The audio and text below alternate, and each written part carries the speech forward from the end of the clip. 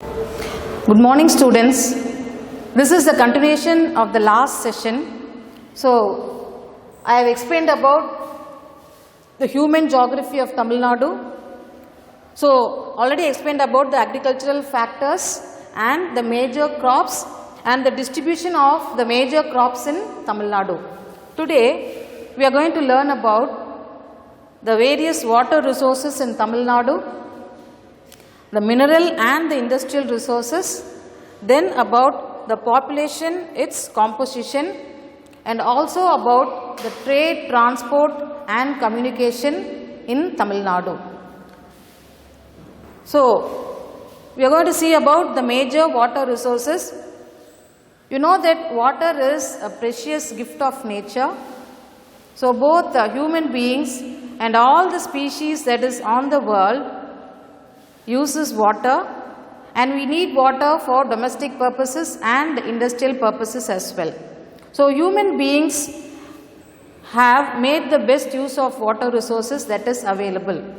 Now, like India, Tamil Nadu also depends upon the two monsoons. When those monsoon rain fails, we have adopted various measures to irrigate the fields.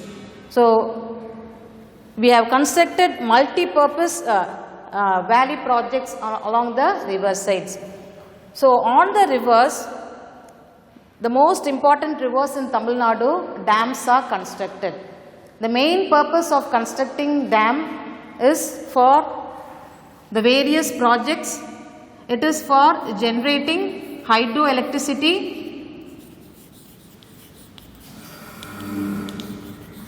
then for industries, and also for irrigation purposes. So, these are the usage of constructing a multi-purpose river valley projects for generating hydroelectricity, for industries and for irrigation purpose. And you know, in Tamil Nadu, nearly some 4% of the India's land, 6% is inhabited by India's population, and we have only some 2.5% of India's water resources. Now, more than 95% of the water resources we have groundwater. Now, what is this groundwater? All the river sources, that is the water resources, mainly tube wells, bore wells, then tanks. Then we have the reservoirs that has been constructed to save all the extra water during the rainy season, and we have the very old method of open wells also. So, these are the sources of groundwater. Now, these sources of groundwater constitute nearly some 2,46,788 cubic meters of water. Now, whenever monsoon rain is there, farmers use this water for irrigation. So, when there is scarcity of water, when the rain fails, all the river valley projects, they save water, and the excess water is used for irrigation purposes. So, today we are going to see why these multi-purpose river valley projects are constructed and what are the uses of the various river valley projects. So, as I told you before, basically it is used or designed for the development of irrigation for the industries as well as for hydroelectricity power generation. So, these are the main purposes to construct these river valley projects. Apart from this, they are used for other purposes as well. So, first we are going to see about Mettur Dam. Mettur Dam was constructed in the river gorge, and where the river is narrow, the dam is constructed. It was constructed by the British, and the other name for Mettur Dam is Stanley Reservoir. It is the oldest dam in India, and it provides water to many districts. For example, Salem, Erode, Karur, Tiruchirappalli, Tanjavur and all that. Bhavani Sagar Dam is located 80 km away from Coimbatore city, and this has been constructed across the river Amaravati. It is a tributary of river Kaveri. This dam was mainly constructed for irrigation purpose. During the time of rainfall, it used to be flooded. So that is, they wanted to save the excess water when there is lot of rain. So the main purpose is irrigation. Krishnagiri Dam is near Krishnagiri towards Dharmapuri, a distance of nearly some 7 kilometers. And Sathanur Dam is constructed on the river Tenpennai. It irrigates the land. The main purpose is irrigation. And there is a crocodile farm also where there is excess of water.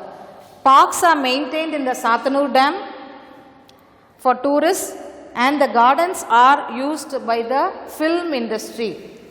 Mullai Periyar Dam was built by the British administration in the year 1895.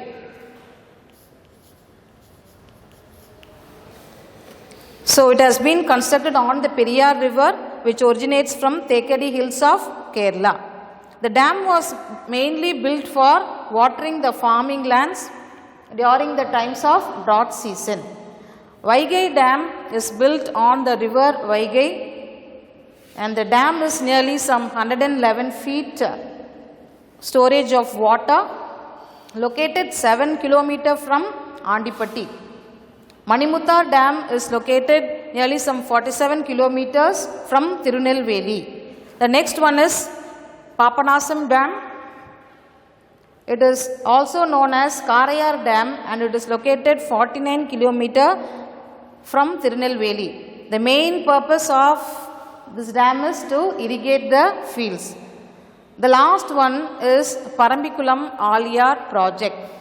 It is a joint venture of Tamil Nadu and Kerala, and it is constructed in such a way that it is interconnected by reservoirs, and it harnesses the water of 7 rivers, which include the main river Parambikulam and Aliyar.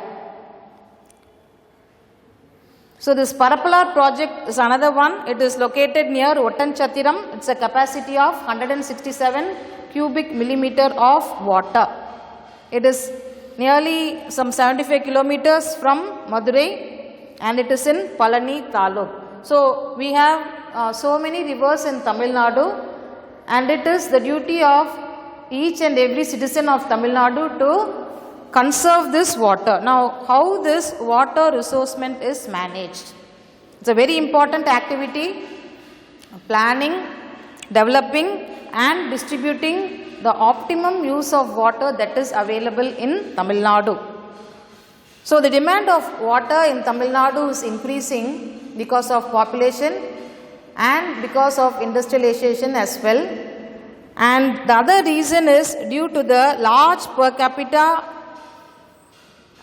need that is triggered by the economic growth.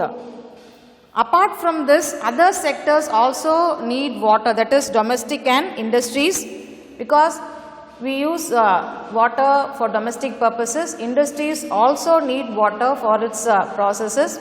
So, water is needed for each and every purpose of the human beings.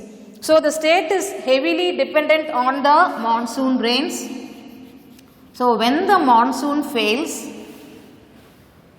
the stored water is used for the various purposes. So, all the excess water during the monsoon is stored, the flooded water, it is stored in the dams, and it is used for the time when there is acute scarcity of water and during the summer time. So, it is very important for us to save the excess water during the time of rains and to make use of the stored water for the future when there is drought season. Next, we are going to see about the mineral resources in Tamil Nadu. Tamil Nadu is the leading holder of the country's reserves of all the minerals. So we have various minerals, vermiculite, magnetite, coal, lignite, oil, gas and so on. And Tamil Nadu has the different mineral resources that nearly constitutes a lot to the entire country and for the economic growth. Now, what are the important minerals that are found in Tamil Nadu? So, in our state, we have lignite in Neyveli, coal in Ramanathapuram, oil and gas is found in Kaveri Basin. Iron is found in Kanjamalai Hills and that is in Salem. Magnesite is also found in Salem. Bauxite is found in Shervarayan Hills. Gypsum in Trichy, Tirunelveli and Thuthukudi. Ilmenite and rhyolite are found in the state of Kanyakumari. Limestone is available in Coimbatore. And we have a magnesite that is obtained in Coimbatore, Dharmapuri, Karur, Namakkal, Nilgiris and Salem. Then apart from these minerals, we have feldspar, quartz, copper and lead that are found in the other parts of the state. Next we move on to the topic industries. Now industries, we have in Tamil Nadu textiles, leather, paper, cement, information technology, manufacturing and engineering, automobiles, handlooms, power looms, sugar and tourism. Now what are industries? Industries are places where raw materials are converted into finished goods with the help of machineries. Industrial revolution started in England and in India when the British were ruling, industries were set up. Before that we had handloom industry, that is a cottage industry that was thriving in India. So today we are going to see about the major industries. So the first one is the textile industry. Now this textile industry in Tamil Nadu is a traditional one that was started so many years ago. So mostly the textiles mills are concentrated in Coimbatore, Tirupur, Erode and Karur. Mostly the textile industries manufacture cotton cloths and garments that is exported to foreign countries. Coimbatore is known as the Manchester of Tamil Nadu because it produces so many garments and cotton cloths. Karur is called as the textile capital of Tamil Nadu. It leads in the production of garments.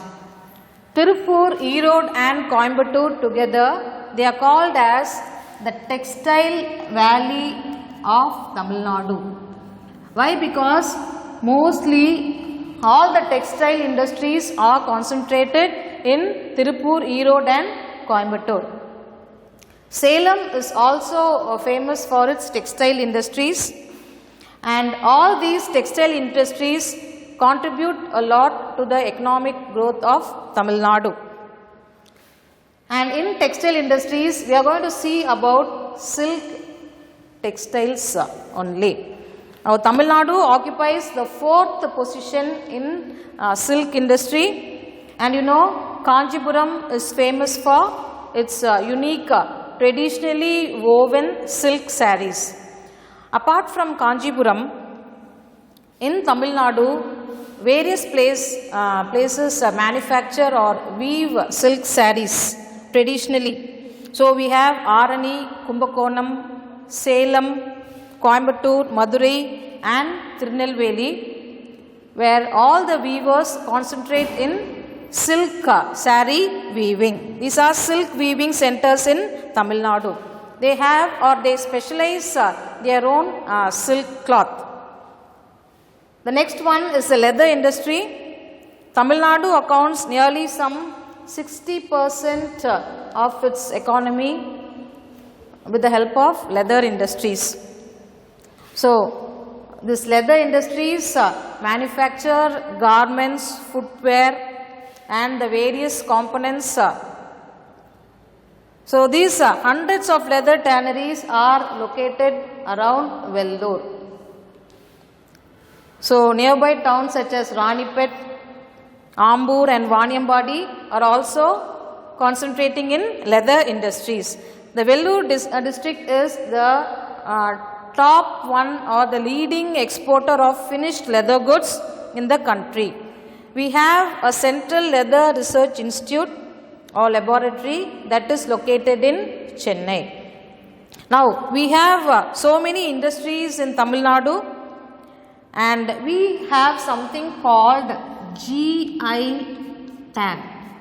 Each and every place is famous, or we can use that identity for a particular place. That is called as GI tag. It corresponds to a specific product based on the geographical location, and it provides rights and protection of the holders. Some of the important GI tags is Kanjipuram is famous for silk, Nagarkoil is famous for temple jewellery, Salem is famous for Venpattu. So, that is the GI tag for Salem, Venpattu.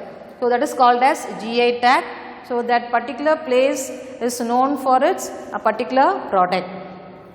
Next, we have the paper industry. So, we have the Tamil Nadu Newsprint and Paper Limited, which is run by the government to produce newsprint and writing paper. Now, this mill is located in Kagithapuram, that is in Karur.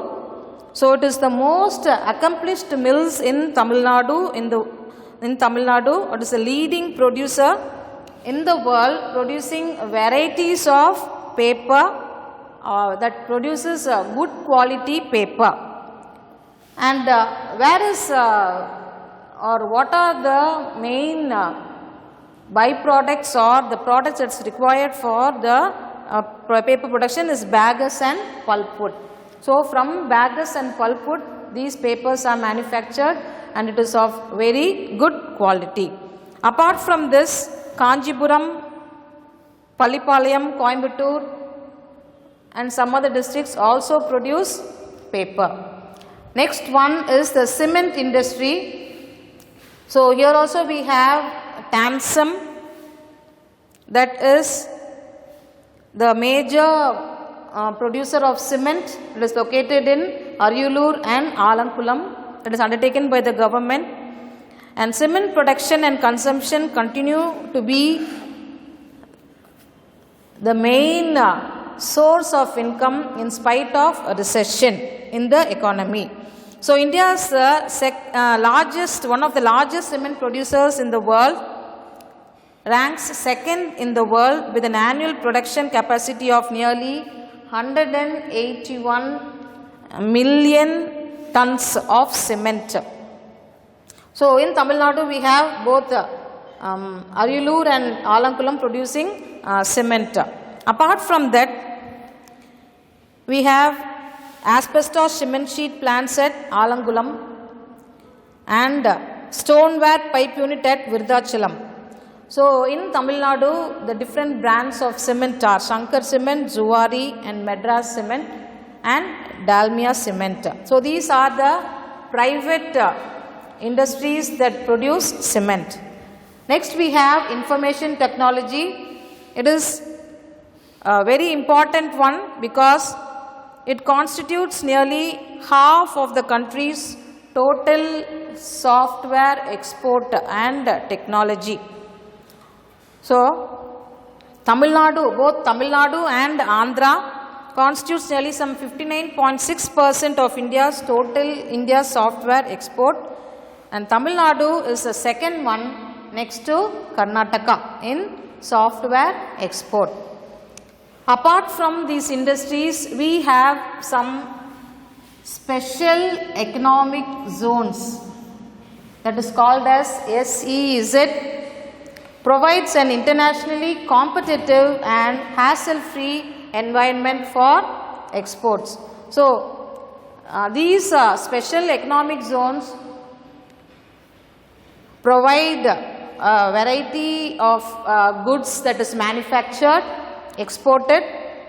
So, it is located in very important places, Ennur, Hosur and Perambulur, and all these are situated near the cities, provides lot of job opportunities for the people. Next we have the manufacturing and engineering industries. It is the most vibrant sector of the industries, provides a lot of economy to the state. So, industrial equipments, machineries, motor vehicles, alloy industries, metal products, manufacturing all the spare parts that is needed, all that is done by the manufacturing and engineering industries. And the automobile industry in Tamil Nadu, nearly some 21% is contributed to cars. Okay, 33% for commercial vehicles and the remaining 35% for all the other vehicles. Now, major automobile industries are the Ford, Hyundai, TAFE. All these are the manufacturers of the various vehicles. It's that is cars, four-wheelers, tractors, and all the other important ones. Handlooms and powerlooms. So, from early times, India was famous for handlooms. It is the most important cottage industry in India or in Tamil Nadu also we can tell. A very important cottage industry from early days. So, it provides a livelihood for the people in the rural areas mostly. The entire family is involved in handlooms. And because of this, it provides employment for the rural people. It also provides income for the rural people. Mainly they produce cloth only, and there are societies in the rural areas. So, they ask the people in the rural areas to manufacture the cloth, and that is taken by the government and sold. So, that is free supply of uniforms to school children and the free supply of saris and dhotis scheme. For all that, these handloom sectors are used. Sugar industry in Tamil Nadu is the most important one in the agro-based industry. It is the agro-based industry, a very important one. It plays a vital role in the economic development of Tamil Nadu, particularly in the rural areas. It provides a lot of employment to the rural people, because from the time of the growth of sugarcane, it needs a lot of labor, is involved for the growth of sugarcane in the fields. That is for sowing, for weeding, for watering, and for cutting, and to transport it to the factories also. So, the sugar industries provide large scale employment. It may be direct and indirect to thousands and thousands of people. It may be direct or indirect employment. So, many people are involved in manufacturing of sugar, so it gives a lot of income. Next we have the tourism industry. It creates or generates employment to a large number of people. In the recent years, tourism industry is concentrated, or it is emerged both for domestic and foreign tourists. So, people from abroad come to Tamil Nadu to visit the places here, and it provides a lot of employment to the people in Tamil Nadu.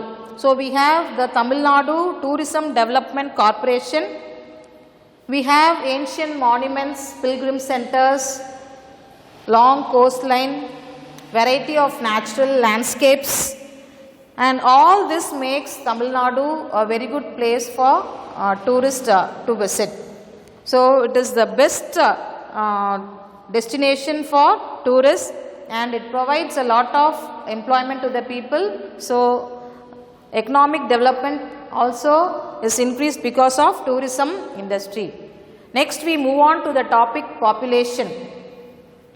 The term population is referred to the number of people living in a particular area, and demography is the study of population, statistical data about population.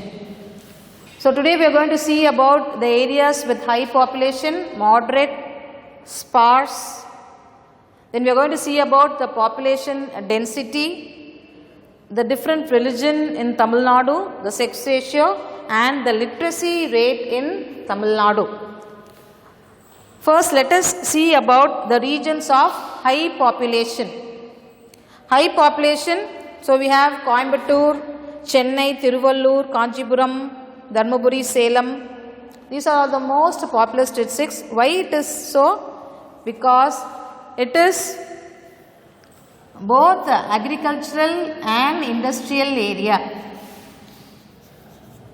That is why the population is concentrated in these areas. Both agriculture and industries make the people to live in all these areas.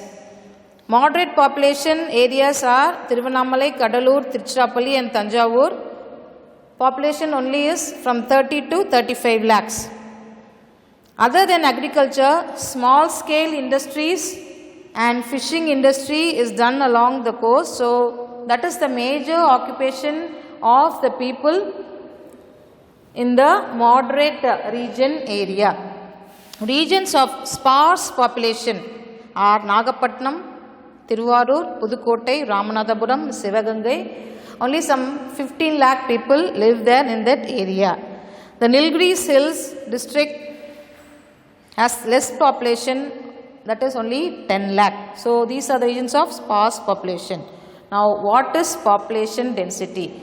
Population density is the number of people living per square kilometer. So based on the concentration of people living in 1 square kilometer, population density is calculated. State ranks about 12th among the Indian state in the population density. 12th rank. So Chennai is the densest district, followed by Kanyakumari, Tiruvallur, Kanchipuram, Coimbatore, Salem. So these regions are highly populated. Least density is Nilgiris district. A religion in Tamil Nadu. So we have the three important religion in Tamil Nadu: Hinduism, Christianism and Islam. You know that most of the people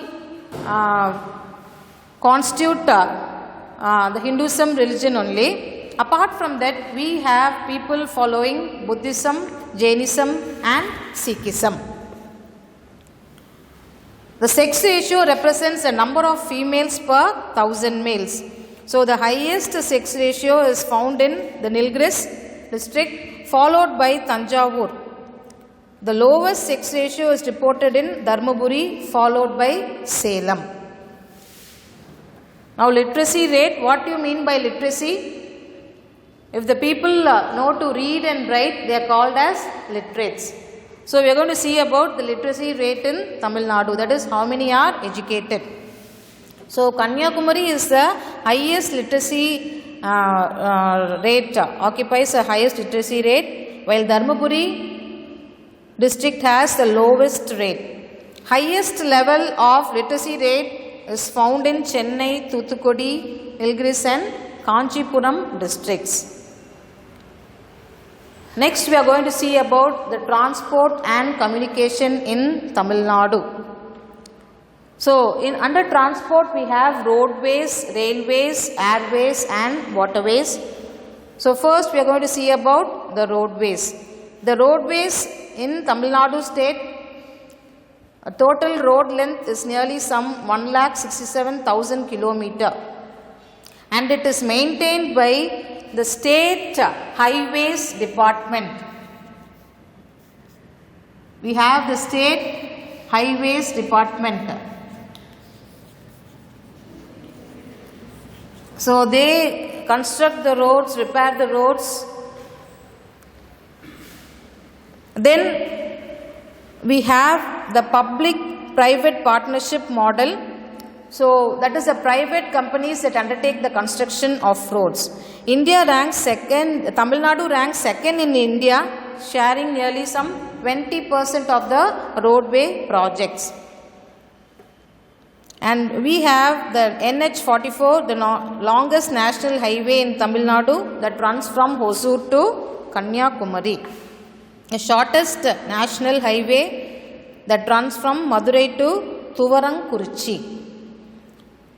In Tamil Nadu, we have a very well developed rail network as a part of southern railway zone.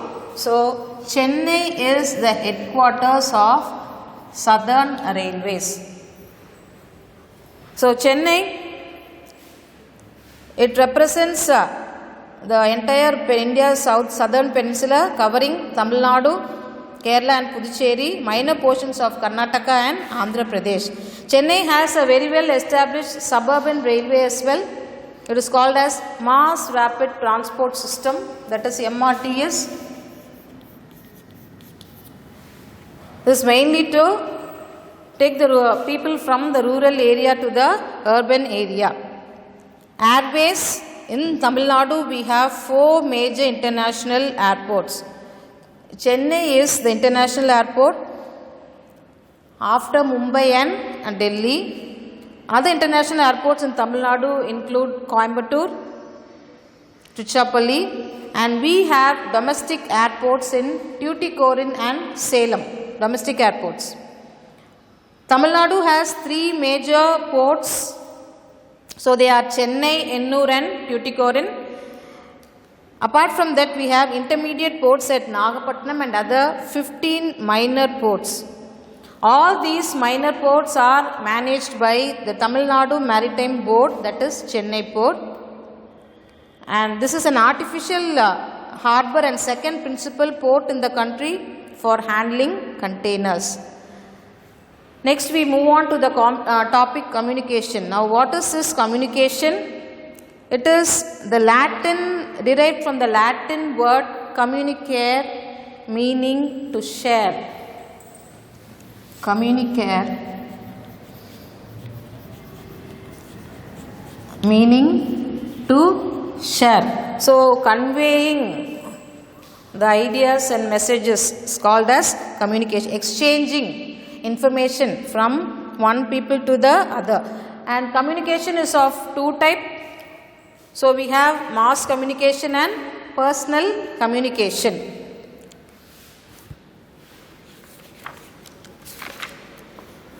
So, in Tamil Nadu we have postal districts and the headquarters,